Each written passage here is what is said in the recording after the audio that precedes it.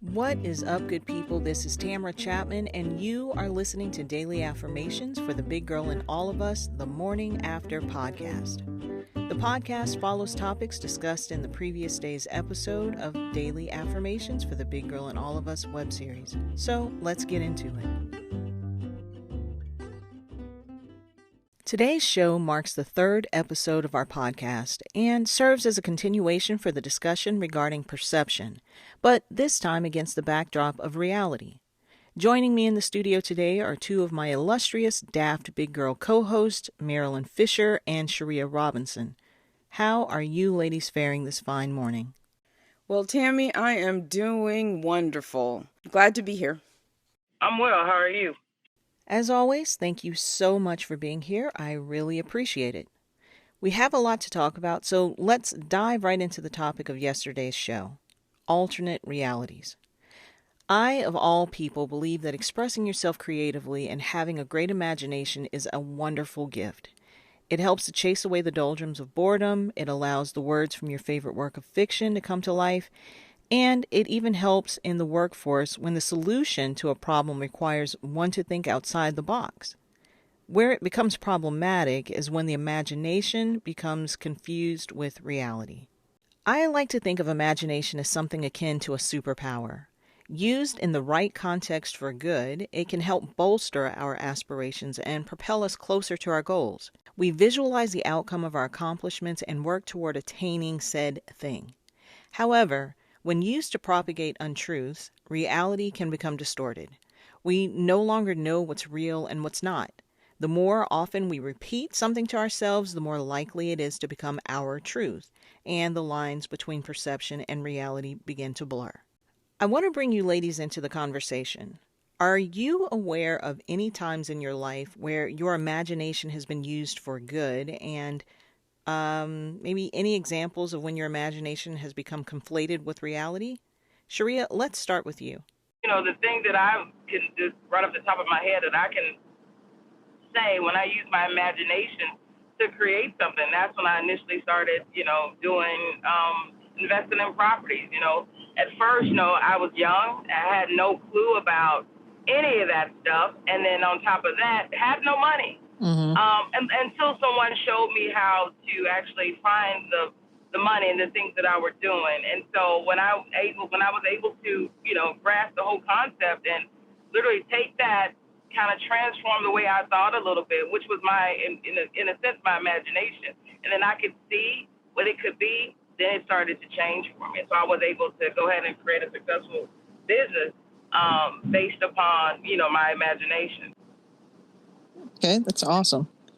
Anything that you can think of in terms of using it for bad, not necessarily bad, I guess maybe like overshooting your abilities or capabilities or something like that?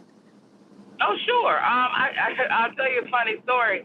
All my life, I've been I've cheered, in, grade school, high school, got to the level of collegiate and, thought I had to think about it realistically what that would look like. So I would always tell my friends that I had aspirations. And now it's a running joke amongst all of us that I was going to cheer for the Dallas Cowboys. Now, that's my ultimate favorite football team or team if I had to choose one. Mm-hmm. And I was going to be a cheerleader for the Dallas Cowboy cheerleaders. And so I don't know if any of you have ever seen these shows that they do. It's like a reality show where they have to go to these gruesome tryouts in order to be able to make it for one of these professional football teams. So, not that scared me, but, I think more so of the whole, okay, Sharia, you don't look like some of these people. And so with that reality kicked in, not that I couldn't compete on that level, not that I couldn't even perform the task what a cheer, it's a very physical sport. Not that I couldn't perform those tasks of being a professional cheerleader at that level, but a couple of different things. Just it was a different type of image that kind of thing portrayed. I mean, it has changed a little bit now, but still, I'm still didn't fit the bill then, and definitely don't fit it now. But when that reality kicked in, like this probably won't happen. If I would have, lost about 180 pounds or something, then maybe I could, that would have that whole reality or that whole imagination of what it could have been would have came into. Marilyn? Just a little clarification here. When you're talking about your imagination, it's just something that you've just come up with, or, because I'm the kind of person, like, if I think of an idea, like, say, for example, I make jewelry. I come up with an idea and I just do it. I'm one of those people. Different things like inspire me, or, I can see different colors and beads or different things like that. And it inspires me to be able to come up with new designs. So you basically imagine something being finished, and then you work toward finishing said thing. Well, I guess if you put it that way, yeah. Okay, so that's cool. That's what you do. Oh, okay. I guess I never really thought of it. In yesterday's episode of the Daily Affirmations for the Big Girl in All of Us web series, we examined the theme of perception versus reality and why we felt the need to alter it.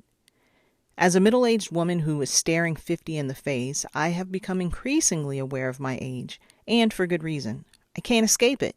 There are social media challenges that compel us to focus on the year we were born. Trends encourage us to post before and after pictures of us as babies and then as adults. And as mentioned in the web series, there is no shortage for the ads of creams and regimens to help us look and feel younger. Now, I don't know that I necessarily see anything wrong with trying some of these things, but it just got me thinking about why we focus so much of our resources to change the perception of others regarding our outward appearance and not addressing the reality of what's happening internally. Marilyn, do you have any thoughts about that as someone who suffers from rheumatoid arthritis, which, as Rolanda so eloquently explained in her interview, is another one of those autoimmune disorders that people can't see? Oh, yes, I definitely can speak to that because like what Rolanda was talking about, with me also having rheumatoid arthritis and fibromyalgia, it's hard to explain to people that you're in pain. I had one doctor who put it to me really well one time, and he said, I believe that you're in pain, even though we can't see it. And, they were able to go from there to treat me, to figure out what exactly was going on, because the hardest thing is convincing people that you're in pain and you look fine. On this episode of Daily Affirmations for the Big Girl in All of Us the morning after, we were unable to get Rolanda back in the studio for this portion of the podcast, but I will be playing a few clips from her interview as they relate to the discussion. In her absence, however, we are joined by another daft big girl that I have known since I was 15 years old. I met this lovely individual at the University of North Carolina at Chapel Hill during an outreach program entitled Project Uplift. It was the university's way of reaching out to talented minorities with diverse backgrounds in an effort to sway us to come to the school, and I dare say that it worked. Please welcome to the show, Dr. Lori Bolds. Hey, welcome. Thank you so much, Tammy, for having me. Thank you so much. You are so very welcome. Before we get too heavily engrossed in any major conversation, I'd like to play a clip from last night's episode to give a bit of context to anyone who may have missed it. Why are we so obsessed with aging? And what is this incessant need to alter our perceptions of reality?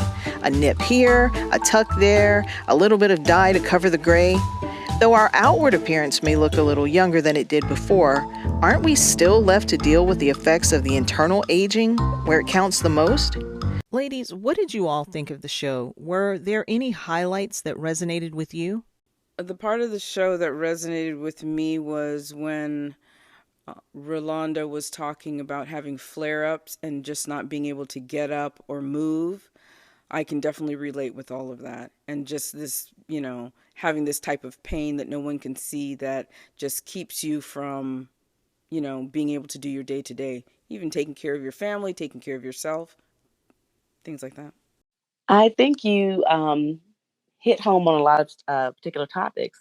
I think Rolanda, I think that was her name, talked about you can look healthy but not really be healthy. So that hit home for me because I would think that when people were really small or thin, that they were really healthy. And she said that I think when she went to her doctor's office, they would talk to her daughter, not talk to her first, and say, "You don't like you have arthritis," but she said, "No, I do." And so that hit home for me. And also the fact that, perception is the lens through which you interpret reality. That struck a chord with me. So I thought that kind of hit home. So, Lori, normally our listeners would have met you in the previous day's web series. You would have been the person we interviewed in the segment. However, since that is not the case, would you mind filling our listeners in on who you are and what your background is? I'm from High Point, North Carolina originally. For those who don't know, that's the furniture capital of the world. Not Las Vegas, but yes, North Carolina. I am the middle child of two educators. I love school, have always loved school. I played sports most of my life. Oh, gosh, I don't know what to say, Tammy. I don't know what to say. How did we meet? We met at Project Uplift playing volleyball. We were the only two girls, I think, out there playing volleyball because everybody else was just too busy trying to network and meet people, and have been friends ever since. And ended up going to Carolina and playing we were in the Wiz together. She had a substantial role. Aunt M. She was Auntie M. I tried out for the role of the Scarecrow, which I still think I would have done a phenomenal job, but another young lady did a great job instead of me. But it's okay. But I think he did a phenomenal job. And then we also sang backup throughout the entire play. Didn't want to be an educator. My mom and dad were both educators, and they said, get a job and make some money. So I wanted to be a writer. So I have an English degree from Carolina with an African American Studies minor. So I did public relations for about 4 months. And I found myself always correcting people's kids. And my mom said, no, you need to be an educator. So I went back to school and received my certification in English. And I've been an educator ever since. Did my national boards. I taught for 7 years and coached volleyball and basketball, and ended up pursuing administration. And I've been doing that for the last 20 years and earned my doctorate in 2019. When I first started, I was 22 years old and my students were 18. So now the 48-year-old woman, my students are now 44 years old. My first set of students are 44. Wow. If that doesn't put some age on you, so. Wow. But you know something, though? It's just hard for me to imagine us being 48, respectively, because we met each other so young. And honestly, I know people say this all the time, but honestly, I don't feel like that much time has gone by. I don't either. I don't feel like that much time has gone by. But we've lived a lot of life. We have. And I can't even remember what I did yesterday. And that's the scary thing because I'm like, my 20s are gone. My 30s are gone. You said earlier that you thought 50 was old. Well, when I was, 20, I remember thinking, oh my gosh, I only have 10 more years and I'm going to be 30. I thought 25 was going to be old. I didn't want to be 25. I'm going, no, not 25. And then when I hit 30, I was like, the dirty 30s. And then when I hit 40, I'm like, I've accomplished something. And now I'm like, oh no, I'm almost 50. But I will say this, my mom had me my great aunt just turned 106 years old. Oh, and that congratulations. put things in perspective for me. Aunt Julie was like, you've got to take every day and be grateful, for being here. And, everybody can't say that. And so, I don't know, it just made me kind of change my mindset about getting older. I used to kind of dread that. And my brother made a good point. He said, you're always so busy trying to accomplish things that you never just kind of stop and be thankful for what you've done. And you're not thankful for where you are. And that kind of made me just go, because I'm always chasing the next accomplishment. That's that type A. I can't help it. I'm a middle kid who's always trying to challenge myself. I'm a middle kid too. Is that a problem that's symptomatic with middle kids? I think so. We're always trying to prove ourselves. I think it comes even to weight loss and type A and procrastination. I think there's all a connection. And just wanting to be seen sometimes. I think that we're sometimes often overlooked, and that ties into the affirmations also. So I don't know. I just think sometimes we're forgotten. So my middle kids at school, I always try to just kind of pour into them so they know that there's something special about them and that they're unique. So yeah. Now you touched on procrastination. And this episode is definitely not about procrastination, but tell me your theories on procrastination, because I am so guilty. I'm so guilty. I am a procrastinator. I can write an entire paper in my head, but I can't get started. And I like to read a lot. And so I couldn't figure out, why do I wait to the last minute? And I found out through some my studies that people who are type A sometimes are so afraid of failure that we won't start things, whether it's weight loss, whether it's a paper or a project at work, because we're so afraid of failing that we just sometimes can't get started. Having been aware of that makes me go, okay, you know what? It's okay if you fail. Failure's the first attempt in learning. You're going to get it done, and to not beat myself up. And so that was hard for me, because I just kept thinking, just get started. Just take some notes. Just kind of just do it. But it was easier said than done.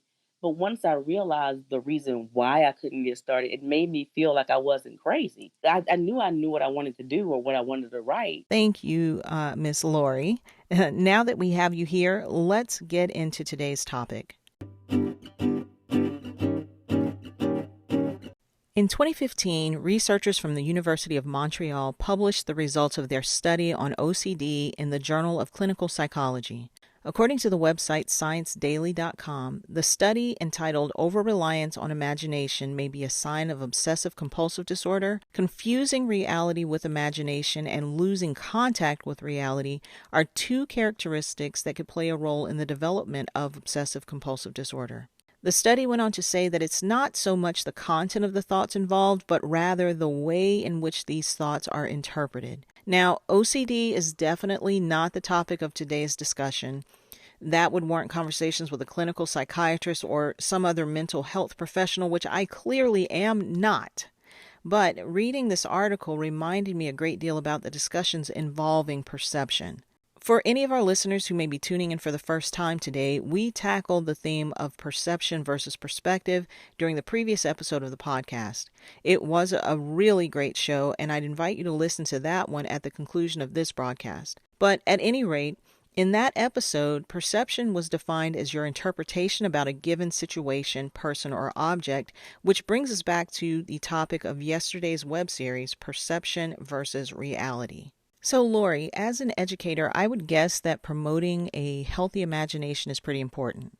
Very much so. I've worked at elementary, middle, and high school, and we always try to get our students to think outside the box and to be creative. I think the older the students get, we try to wean them off that creativity, but I think that's the best thing for them to have. Why do you wean kids off of imagination? Is that just a byproduct of what happens? I think it's a byproduct of them getting older. I think they lose, the work gets harder, and I think that it's not always valued as much. And I think they lose that joy for school because of that. Having been at all three levels, I've seen my students, I started out in high school, and then I went to middle school and then elementary school, and now being in elementary school, my students are so excited. And I've seen that as they get older, they gradually lose that interest and they lose that creativity because it's not fostered as much. And so, yes. Yeah, she is using her Monday through Friday words on us. I'm so excited. Yes, my Monday through Friday words. I have somebody else on the line that likes to use Monday through Friday words, and I don't feel so nerdy. But thank you so much for that. That was very eloquent. That was very nice. Thank you. Thank you. How do you help young students who are still in the process of formulating their perceptions at this point in their lives strike a healthy balance between imagination and reality, particularly when they are being bombarded by images of what beauty should consist of, what's healthy, what's not healthy? They're being bullied about their height, weight, and a whole host of other things through social media, which is something we didn't have to contend with when we were growing up. The first thing is to listen to them. A lot of times we don't listen to students and they'll tell you what's really bothering them. We sometimes assume that we know what's really bothering them. And once you know what the problem is, you can start with affirmations and letting them know you are beautiful. You're fine the way you are. They look for affirmation. They look for validation from the adults that are around them. around the age of like second and third grade, students become more self-aware. They realize that, hey, I'm a little bit different, or I don't run as fast, or I'm not as athletic. Mm-hmm. And so they become more critical. And so when they become more self-critical, that's when it's our, responsibility as the adults to say, hey, don't pick yourself apart. And hold a mirror up to them so they can see the beauty in themselves and let them know that we're all unique. And let them see the things that make them unique, and point those things out to them. Because I can't imagine being a child now, because we didn't have social media. We would write notes to each other, be mean face to face. But just imagine kids now, things are just on the web forever. And I don't think students always realize that when you send things out on the web or taking pictures or saying things to people, that is there forever. And so just being mindful of that, but just being affirming and just validating their feelings and their emotions, and not saying you shouldn't feel like that. No, saying, okay, I understand you feel that way, but let me give you another perspective or another way to look at that. But validating their feelings, I think we don't do that enough for our young people. For the past several weeks, I keep running into the same theme of what people's perceptions of old are. We're surrounded by industries who thrive off of telling us that we need to do this to feel better, or wear this filter to look younger. Since we know that the perception of adults is being formulated during this critical time frame that you are coming into contact with these young people, how do we get through to adults whose perceptions may be jaded by past experiences, because chances are they did not grow up with an educator like yourself? Well, it's funny that you bring this topic up, because I am 48 years old. And for me, that's being close to 50. I used to think 50 was so old. I'm like, oh my gosh, it's over the hill. And the closer I get to it, I had to just kind of stop listening to the noise. Because I kept thinking, oh, my life is over. I'm not married. I don't have kids yet. And then I stopped and thought about it. Number one, I'm in decent health. I can be in better health. Number two, I have a lot of things going for me. So I had to stop listening to what I call negative self-talk, because I was self-sabotaging the great things that I had going for myself. Because you have all these images saying that you're not good enough. And so I had to start thinking of, okay, what is it that about me that I like about myself?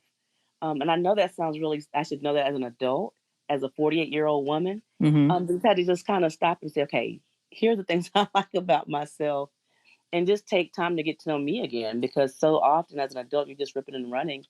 And we don't take time to just, get back to our core being of who we are and whose we are. And so I just had to stop for a minute and slow down. And stop feeding into the hype about, I start seeing these little lines and picking myself apart, and oh my goodness, and look at these wrinkles. And no, there's beauty in all of us. Like I remind myself about my kids. No, there's beauty in all of us. And what makes me unique? Let's listen to another clip from the show. When people see me, they say, hey, you still look the same as you did when you was in school. You still play? You still play? No, I don't still play, because if I go out there, I will pass out. But, and the perception is, for people who didn't know me growing up, is, you look healthy, you look good, what's wrong with you?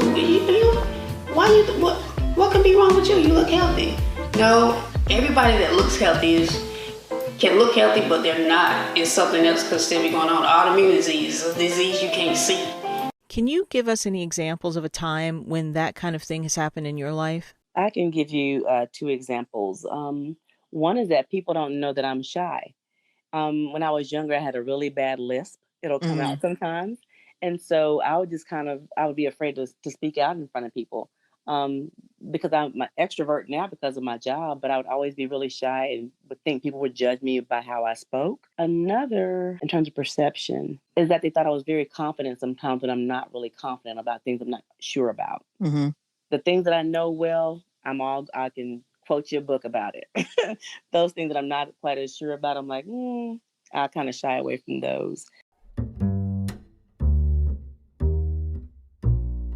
I do a literal weigh-in each week to check my progress and find out how close I am to reaching my wellness goals.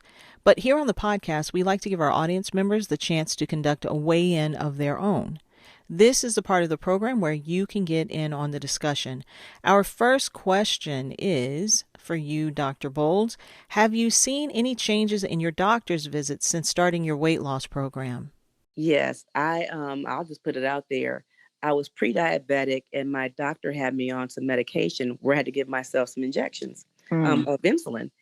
And I had my A1C had gone down enough for me to stop taking those injections. So I was so happy about that. I've seen some medications drop off, and my blood pressure medication has been reduced. I'm not sure if that's what you're talking about. Yeah. But I'm really excited about that.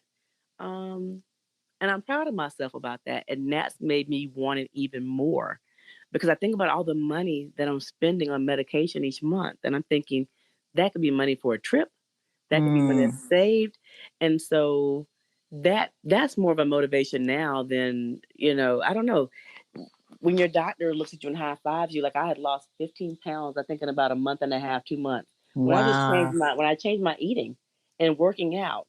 Because for him, he talks about the 5 things he talks about is working out 30 minutes a day, 5 times a week. Making sure you give up your snacks, which is hard for me. Drinking water, making sure that you have more vegetables on your plate than having a lot of green on your plate. And then the 5th thing was making sure you get enough sleep. And that's something that I struggle with. So those were his 5 big things for me. That was it. And so I made those first 5 changes and lost that weight and along with intermittent fasting. And my doctor came in and kind of high-fived me, and that made me feel so good. And I teased him the last time I saw him, which was about a week ago. And I told him, I said, on my chart, I said, you would deem me for not meeting my goals. I said, but the one time I lost 15 pounds, you didn't make any comments on my chart about that. And so this time he's made comments on there about changes in my medication. And so I'm that type A kid. I want to see the positive feedback from my doctor. That's motivating for me. I want my hard work noticed by my doctor.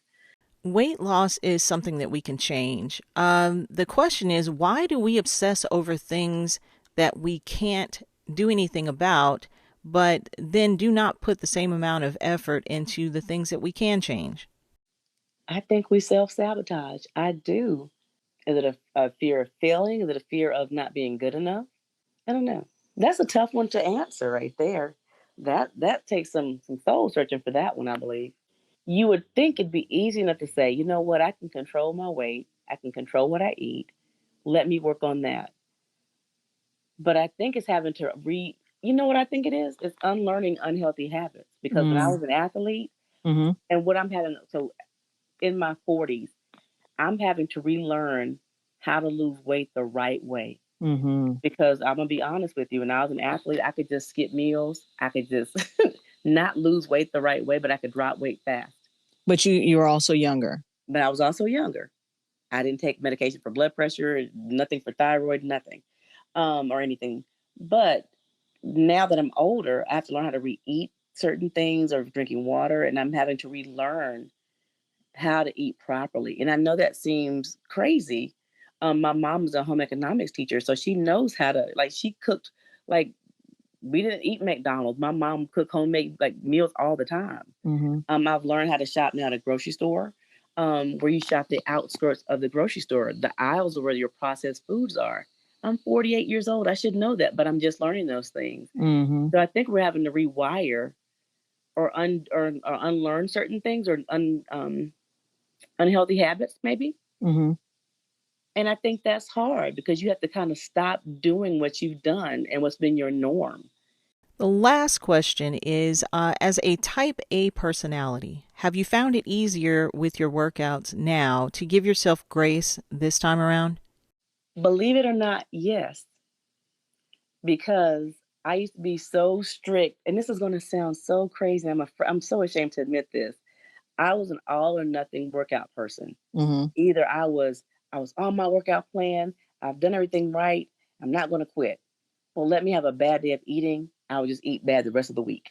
And now I'm more of okay, you missed a workout. All right, get back on your workout the next day. Or if you didn't go work out, go ahead and walk around the school or go walk, just take a 30-minute walk. And so now I find ways to offset. I'm just not so black and white. If I didn't do one thing I was going to do, I'll find an alternative. And so if I haven't learned anything else, I've learned that it's okay to fall off the wagon. It's not about perfection. It's about just progress. And if I haven't learned anything else it's about that. I would just tell people to find a program that works for them. That I'm working on a program called E2M, Eager to Motivate. It's a Facebook group. It's a holistic approach to losing weight. I'm really good about either eating well and not exercising, or either exercising and not eating well. But with this program, I'm able to find a balance of the two. The program is really great. Look into Facebook about it, E2M, Eager to Motivate. One of my classmates from Carolina, our classmate, talked about it. She lost 70 pounds. I think far too often with weight loss, they won't tell you what they've done. They'll keep a little bit to themselves. And I'm like, no, I'll tell people all about it, because I want people to be successful. I want them to succeed. With your podcast and your web series, I think it's been really an honest approach to what people are all going through, but nobody ever talks about. I think more people will lose the weight they really want to lose because you're going through the same battles. I just appreciate your honesty, your vulnerability, and just putting yourself out there, because it made me go, wow, I'm not by myself. I had the same thoughts. Are you talking about me? Yes, I'm talking about you. I was like, okay. Yes. Oh, okay, cool. So no, I so appreciate that about you. You enable others to do that same thing. Because there's no way I would ever tell somebody on the podcast how much I weigh when I don't even tell my own doctor. Oh, that was something for me, because I never even wanted to admit that I was even remotely close to 200 pounds. But I mean, people have eyes, they can see. I mean, you can do the math. Anybody that, can do any kind of physics. I carry mine well, so I'm kind of shapely. Well, you actually do carry your weight well. I do not. Yes, you do. My shoulders and back get so broad, I look like a linebacker. Well, in the land of BBLs, I wouldn't have to pay for one. I'm just naturally blessed. Thank you. Those parties growing up. See, there you go. But I will say this, but your web series, it's allowed me to be honest with myself about things that I want to be honest with myself about. In terms of, having to make adjustments when I'm older, about working out and being consistent and staying the course. And consistency is key. You may not lose the pounds that you want to lose, but you'll lose inches. And finding those things and not beating yourself up. But I just so appreciate you putting yourself out there. And I don't know, just being a trailblazer and just letting others, I think so often people don't want to feel like they're alone. I think that the pandemic didn't show us anything else, is that was very isolating and I just felt alone. Your web series is like, wow, I'm not the only one with these thoughts, and so I don't know, it's just been very motivating and very uplifting. And so I kudos to you for providing a platform for women, just those who look like you, to talk about, issues that are close to home. And so I think it makes a difference. So thank you so much for that. Thank you very much. Trailblazer is a very strong word, so we'll reserve that for somebody who actually deserves that. You are that positive production. Title. I am not taking it back. Monday through Friday words. Yes, Monday through Friday words. I appreciate that.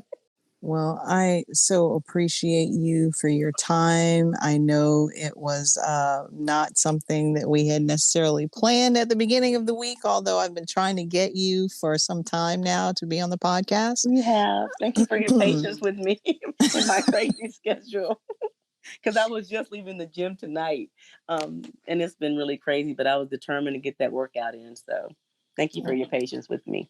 Oh, you are most welcome. Thank you so much for agreeing to be our guest on this week's podcast. And we are looking forward to hearing more about your progress. So please make sure that this is not the last time that you visit with us. Let me know. Yeah, let me know anytime you have any free time, and we will gladly get you on as a panelist for the show. And much like the aging process, the end of episode 3 of our podcast has caught up to us. Before I go, allow me to leave you with a word of affirmation. Social media, unlike its name implies, has done a great job of allowing us to live in individual silos and thereby lay the foundation for alternate realities.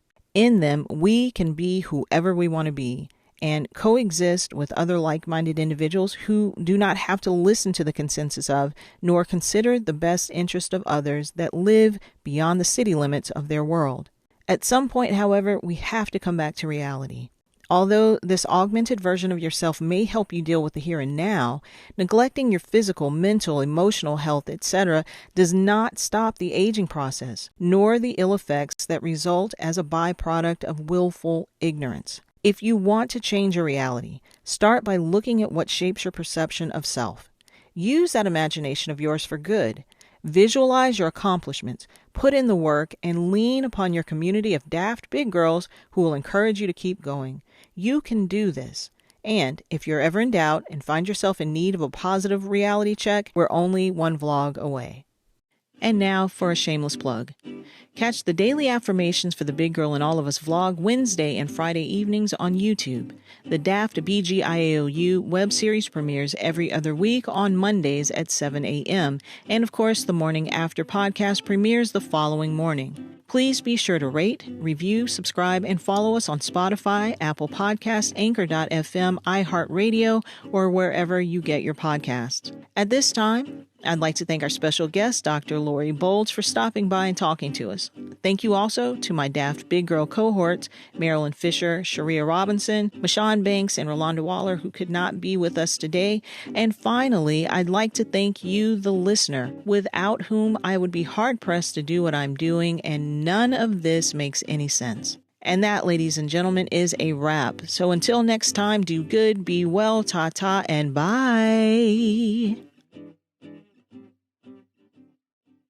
Today's episode was brought to you in part by Mashawn B. Fit, RCW Multimedia Tech, Arias, and Designs by 510s. Links to these fine businesses have been provided in the description following the podcast. If you would like to be a part of the discussion, please send your questions by email to info@bposproductions.com or any of the DAFTBGIAOU social media platforms using the hashtag DAFTDiscussions. This has been a Be Positive production.